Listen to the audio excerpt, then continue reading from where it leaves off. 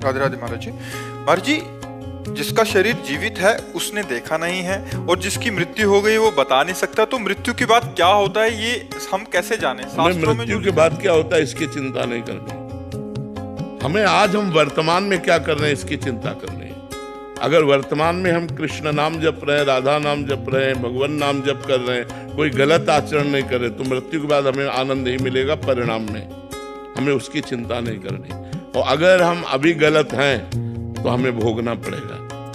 देखो, अभी आज हम नाम जप कर रहे हैं, आप नाम जप कर रहे हैं, या जो भी धर्म से चल रहा है, लेकिन शरीर में पीड़ा है, किडनी फेल है, कष्ट है, इसका मतलब है कि आज का तो नहीं है ये, तो कल कब गलत की हमें पता नहीं। पिछले जन्म में या 100 जन्म के पीछे कभी तो हमने गलत किया ना, तो वो कर्म तब तक सुरक्षित रखा रहा भगवान के पास और हमको दंड दे रहा है। आज यदि हम गलत करेंगे तो हमको दंड मिलेगा। हमारा जन्म होता है, ये ज्ञान हमें, जब बच्चा छोटा हो तो देखो उसको पुचकारो तो आनंदित होने लगता है, इसका मतलब वो पहले से जानता है इस बात को। और उसको ऐसे करो तो रोने लगेगा वो, उसके मुंह में दुग्ध की बोतल लगाओ वो पीने लगेगा। इन सब बातों से पता चलता है पूर्वाभ्यासी है, इसको ज्ञान है। नहीं, बच्चा कैसे जाने कि दूध अंदर कैसे पिया जाता है, उसको ज्ञान है, वो भय और प्रेम को जानता है, मतलब उसको ज्ञान है। इसका मतलब ये नया आदमी नहीं है, नई पोशाक है। अभी बच्चे की पोशाक है लेकिन ये पुराना है, इसको पूरा ज्ञान है। तो हम मनुष्य जन्म प्राप्त करते हैं, लेकिन पीछे बहुत से जन्म कर आए हैं जो कर्म, वो हमको भोगने पड़ेंगे। अब हमको वर्तमान को सुधारना है। हमारी बुद्धिमानी है, आज हमारा सुधरना चाहिए।